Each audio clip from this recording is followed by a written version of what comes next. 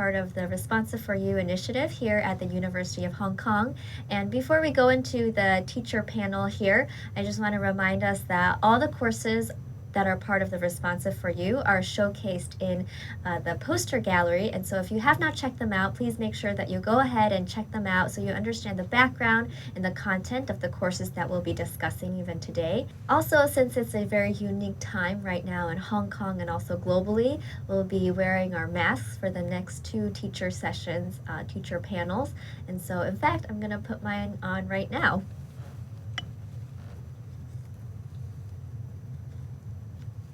Thank you so much for joining us in our discussion panel with pioneer teachers in Hong Kong's UGC institutions participating in the Responsive4U project.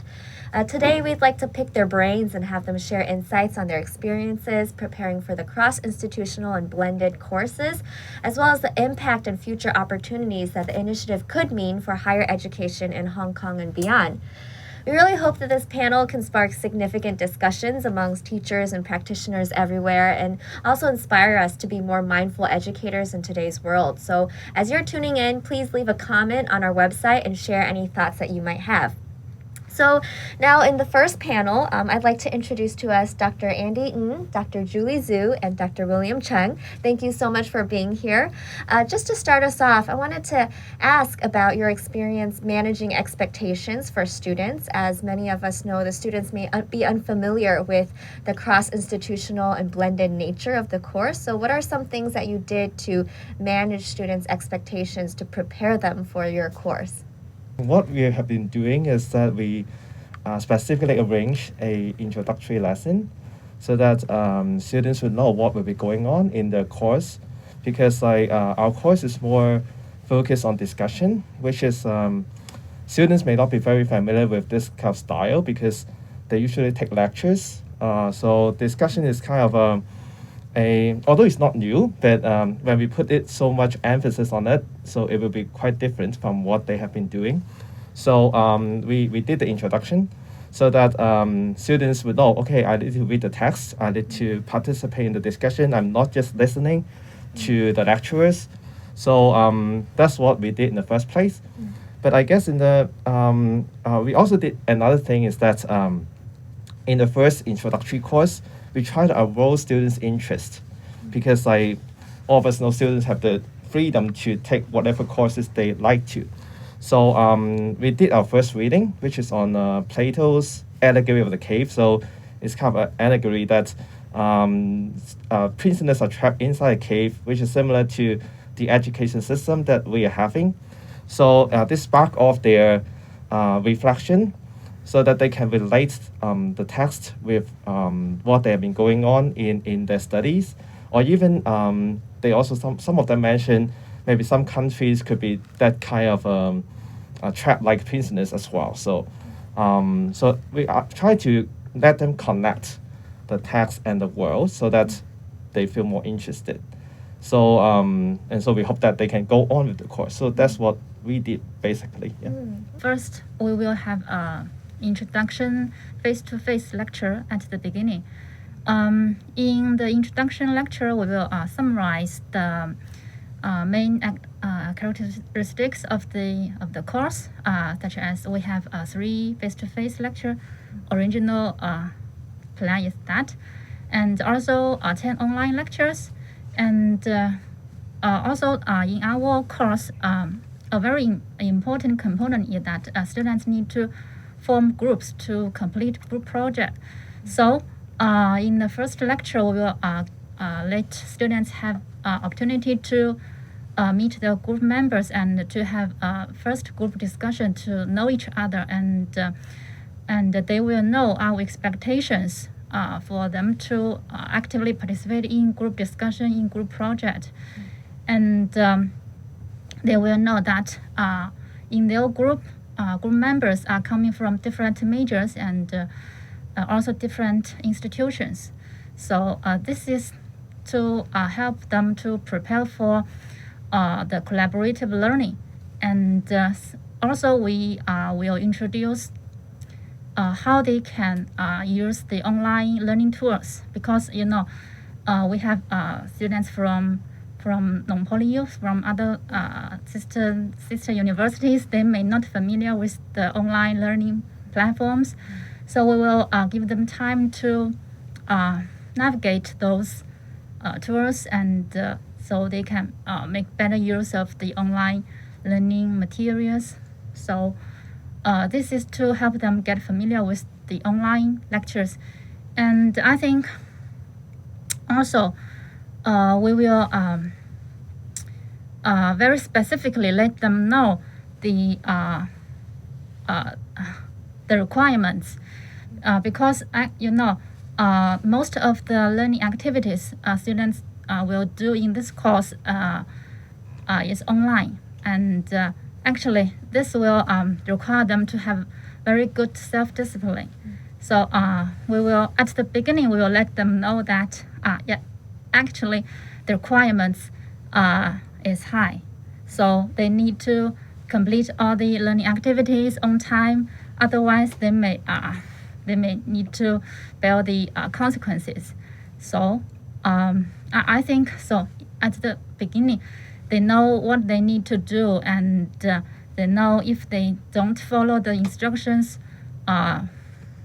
what will be the consequence.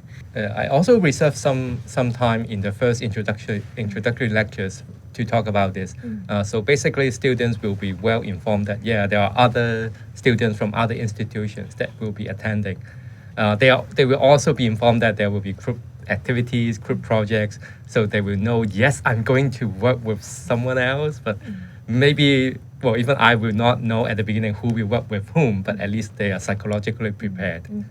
So also during the tutorials, they will have some maybe smaller group discussion activities. That may not be the same group as who they will work with in the group projects, but at least they will get to know each other.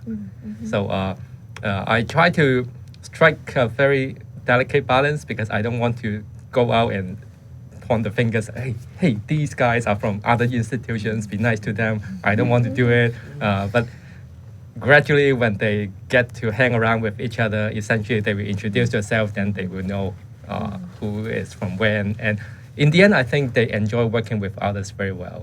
It's also kind of something new for our students. Oh, he or she is from another institution. I wonder what they think, or or how she works. So it sounds like having very clear expectations set during the introduction and upfront is very important. But in terms of your own teaching then, were there considerations you put into the course in terms of teaching technique or even course design? I mean, it sounds like a lot of you have incorporated like group projects. Like, how did you consider to include these, knowing that the course was, cross-institutional and blended? And is this like the first time you've done this, or you've done this in many of your other courses as well? It certainly is our first time to do a cross-institutional course. So unlike what they did, they have group projects. We don't. We have group presentations. So, but they just discuss within a short time, and then they report their findings. So I remember that I specifically split the students from different institutions into different groups. So each group will contain students from like 3 or 4 institutions, so that they kind of know, okay, we are a little different. They are not very different, because like they're still the same age group and so on, right? So but they have some different backgrounds, and they start to communicate. And one very special thing is that I remember one student, or not just one, a few students from CHK, my institution. They bring those other students to canteens to have continued discussion. So I think that this is quite a good result from a cross-institutional perspective. And in terms of the blending that you also mentioned, because we don't meet them so often, in our institution, we have a very similar course that we meet every week. So the students read the text, and then they discuss in the following week. So weekly discussion. But then for this cross-institutional course, we specifically arrange a Saturday section, so that they just meet once every 2 to 3 weeks. So during the 2 or 3 weeks that we are not meeting, then we have online discussions. so that we keep track of their schedule so that they won't fall behind and so on. So I think this is kind of a measure that we did to try to let them finish the course and let them enjoy the course. Yeah, so that's kind of the two things that we have been doing. I think maybe I can elaborate more on the group project. But of course, it also ties in with the nature of the course. But when we are designing the topics for the group projects, we spend some time to think about whether they're maybe too single, whether it's too focused on one certain directions. Because in the end, we are aware that students may come from different backgrounds, they may come from different institutions, and we don't want a certain topic to be too biased towards a certain group of students. So I think in the end, it works out also quite well for students from other institutions. I also in recent years, when I'm helping them to form into groups, in the past, I just let them do it. But then right, in the end, it's just the friends or people from the same background will flock together. So I think starting from a few years ago, I start to kind of do it for them. I try to look at their background, year of studies, where they're from, and try to maybe let's introduce more diversities into that. And but then I think it works quite well, at least from what the students has told me. Because again, they are seeing the complementary nature of their group members. So maybe, I'm from science, but my group mates is from social science. So they really can help me to look at the topic from other perspectives. And what was the response and feedback in terms of like working dynamics? Like, did they find that it was like really good to work with people from different backgrounds? Or I know with group projects, students often have different complaints or different things too. Like, did you receive any feedback in terms of that? A very positive feedback works like this. It turns out it was it helped the students to gain the confidence actually, because the students told me he's from Hong Kong U, and he thought, I'm talking to other fellows from other institutions and they agree with my ideas. So it seems like it's not only I am thinking in this way in Hong Kong U, but actually other people from other culture with other background, other training, they are also thinking in the same way. So they are all, so I think for them it's a very good psychological support as well. I think one thing we need to consider is that because we do face-to-face lectures, so how can students to complete the group project and to do the group presentation? In face-to-face lectures, each group will have some time to present their project. So, but we turn it into a blended course.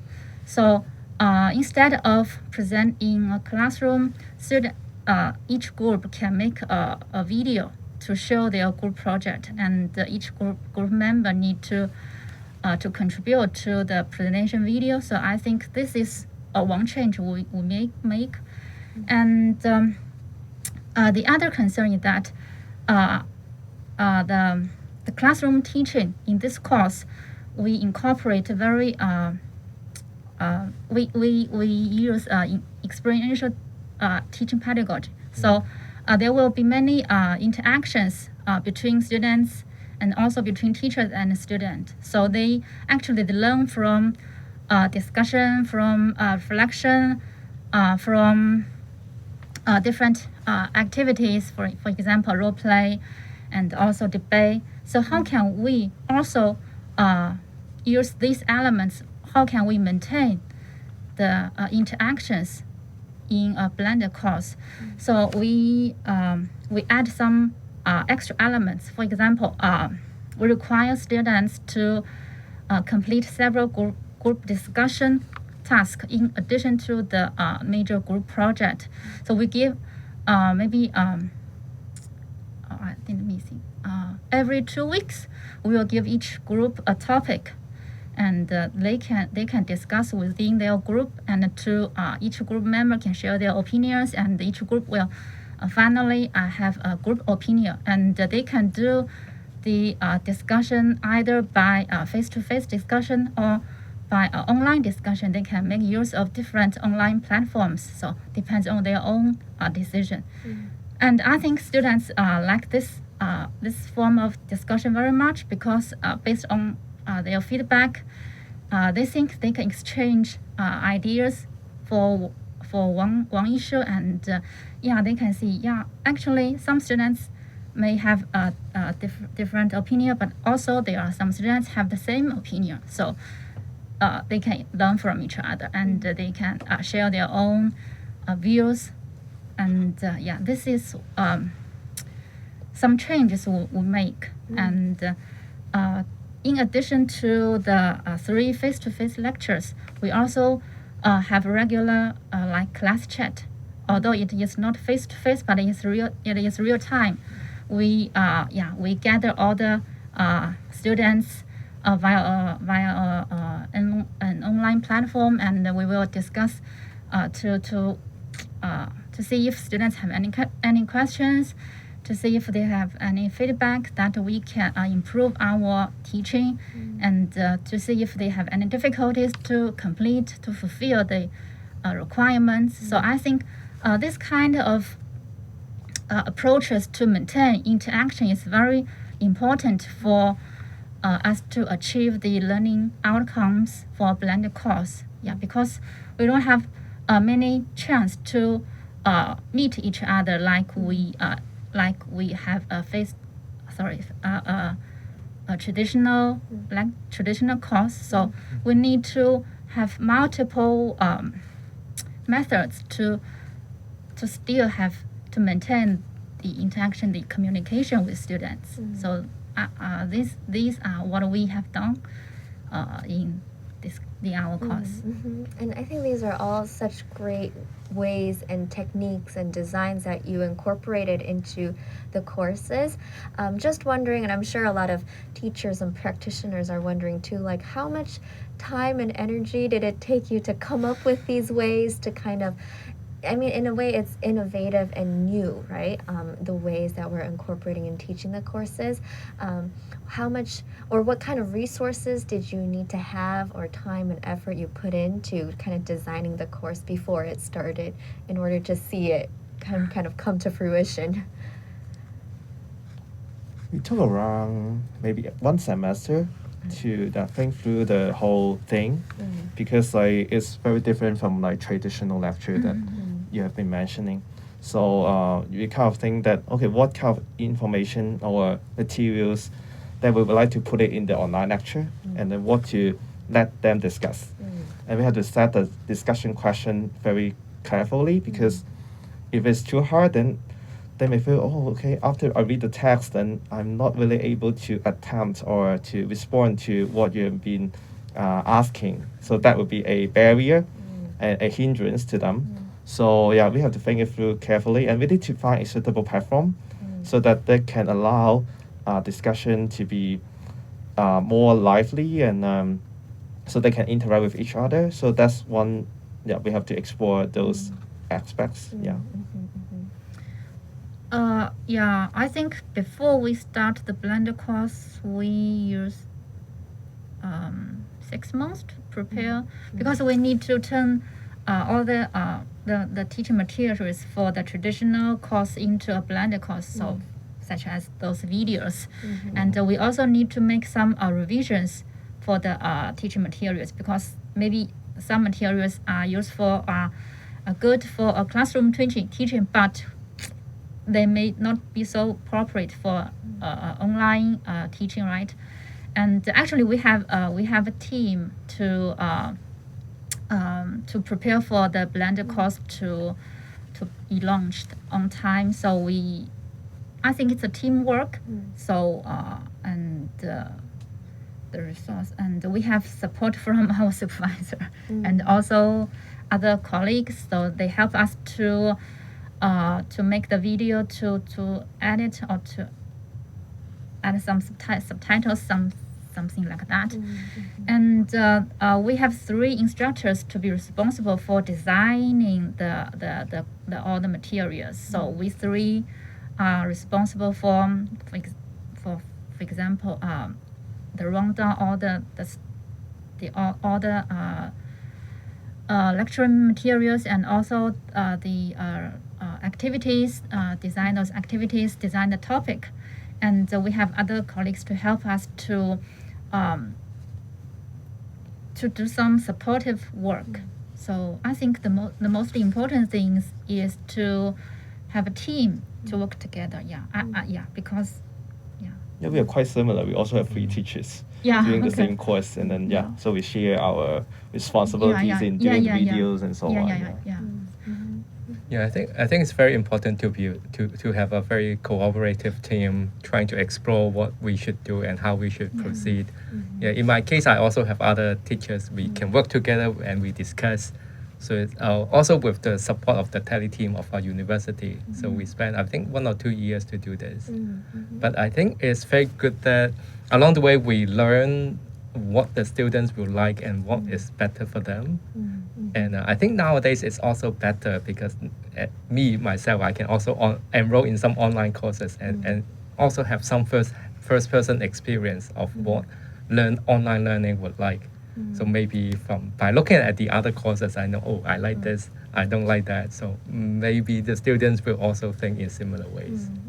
Yeah, and I mean, speaking of online, I think with the tumultuous and unpredictable school year that we've all had in Hong Kong this past year, we're just wondering if your Responsive4U course experience has it impacted even now as many universities or all universities have gone online, and so how has that kind of maybe prepared you or even like shaped your mindset even as you're preparing for other courses during this time? Like last semester, I did the institutional course for both semesters. So this one and also the previous one. So maybe like people know that CHK has ended its semester early. So we have to comply with this policy, and so we also ended the Responsive4U course earlier. So students have the choice to not hand in the term paper, or they can hand in, or some of them they did, but some didn't. So it's kind of sad that they cannot complete the whole thing because term paper is kind of I would say they accumulate the most of what they have been learning and they put in the term paper. So without that would be a loss, I guess. But I also and students also experience some psychological problems. So because of the social unrest. So I think that we have to see what we can do the best for them. So that's what we have experienced in the last semester. So right now, so another like unfortunate thing happened. So we have just one face-to-face sections that we did in the early January, and then right now we turn it into Zoom teaching. So it's still good, I guess, because I don't see a lot of barriers for the students. So they still see each other faces because I like to see their faces so that they can have a sense of feeling that okay, they are discussing with real person. Otherwise, you're talking to some names, so that would be very bad, I guess. So I think they still enjoy it, and the response is quite good. And then we also turn some assignments into a different format. So previously we have quizzes that they do multiple choice in the face-to-face section, but right now we cannot do that. And then we turn it into one of the question is let them find a news article or a journal article that has some connection with the text that they have been reading. So I guess this is also doing something good because students, they often just stick with their own world. So then if they can explore more what the world has been working in respective to the text they are reading, then that's also very good for them, and let them reflect more and to expand I guess the horizon that they have been facing. Yeah. So actually that's why I think Response4U project has given me some preparation for the online learning as well, like videos or how students will behave on the online environment. So I think it gives me some idea what is going to be expected and what will happen. Actually, I also have a similar situation last semester. Presumably, I'm going to have a in-class quiz, but then in the end, I have to change it into an online discussion. because again, if I cannot see them, then the quiz may not make much sense. So, but then I think it's not a bad idea to turn it into an online discussion, because in the end, I can see even more fruitful interaction among the students. So I list out a bunch of topics, and then they are free to elaborate on some of them. And indeed, I can see a lot of new ideas, and students are actually commenting on one another. So I think that's a very fruitful learning experience for them as well. Yeah, so I guess in terms of the learning outcome attainment, it may be even better. I would say so, yeah. It's just, I think online learning is also have high demand on the self-motivation of the students. This course was affected less than other course because, you know, as said,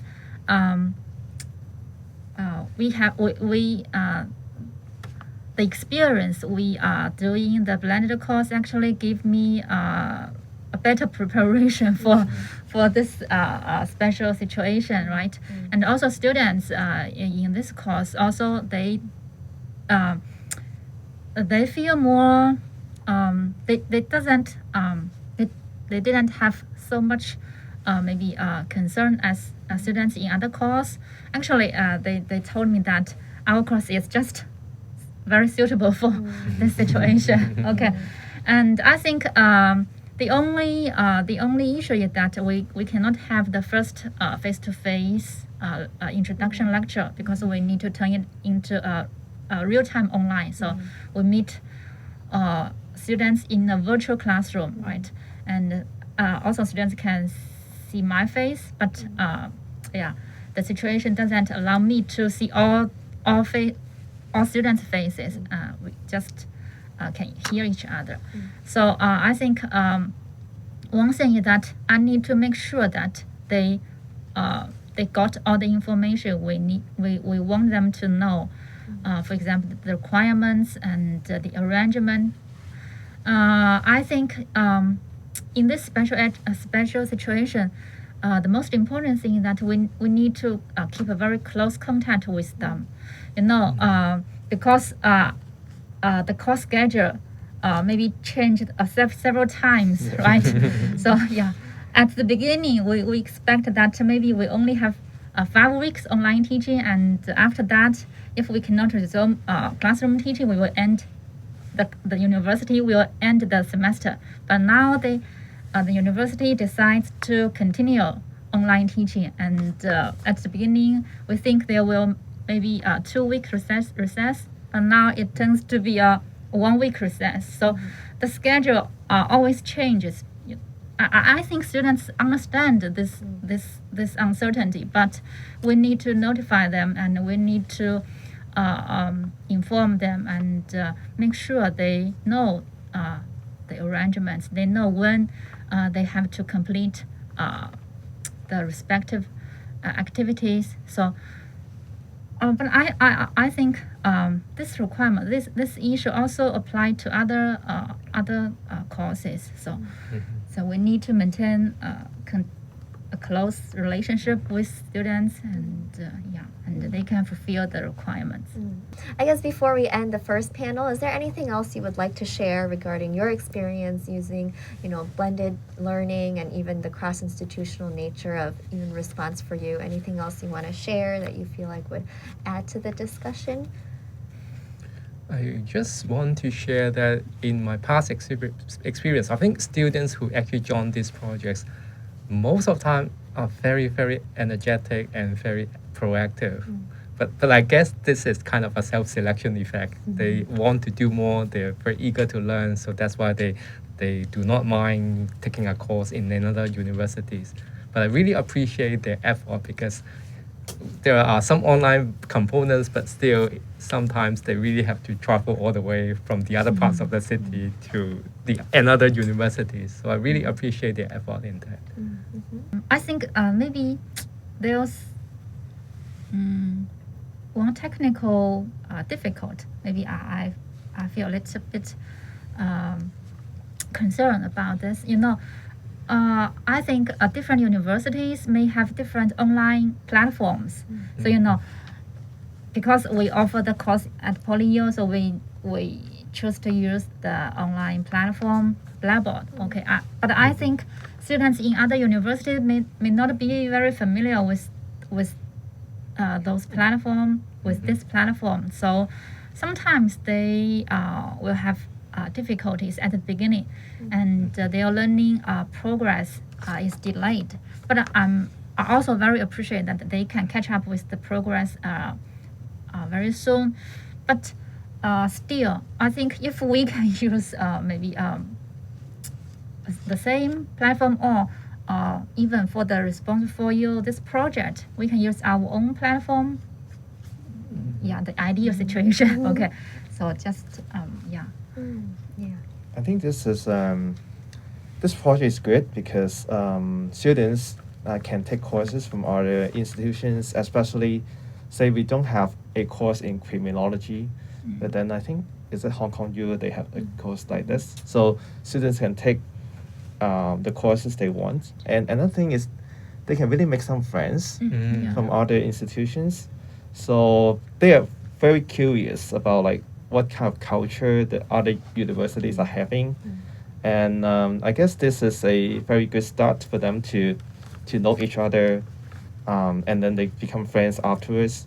So yeah, I think this one kind of intended or maybe unintended outcomes that we see. So yeah, I think it truly worth it. Great. Thank you so much for joining us today. And just want to remind us that if you have any comments, you can leave it in the website. And we're going to come back for the second panel. Thank you so much. Thank you. Okay, Thank thank you. you.